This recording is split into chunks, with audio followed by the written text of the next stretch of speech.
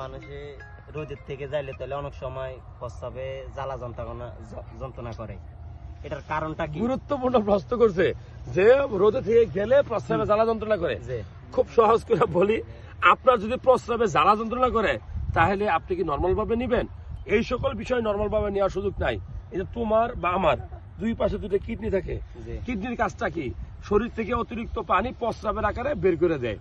এইখানে কি যায় দেখবে যে প্রস্রাবের সাথে অনেক ময়লা পদার্থ যেগুলো আমাদের শরীরের জন্য ক্ষতিকর, লিভারের জন্য ক্ষতিকর, ইউরিয়া, সেলুলোজ, অনেক পদার্থ আছে যেগুলো শরীরে থাকা যাবে না, ঘামের আকারে বের হয়, প্রস্রাব দিয়ে বেশি বের হয়।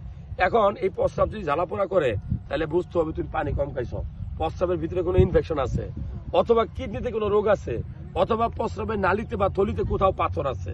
যাই হোক, প্রস্রাবের ইনফেকশনের অন্যতম কারণ হলো প্রস্রাব পরিমাণে কম হওয়া, পানি কম খাওয়া। যদি এরকম কোনো লক্ষণ থাকে আপনার প্রস্রাব টেস্ট করা উচিত, ডাক্তার দেখানো উচিত এবং টেস্ট করে দেখা উচিত কোনো প্রবলেম আছে কিনা।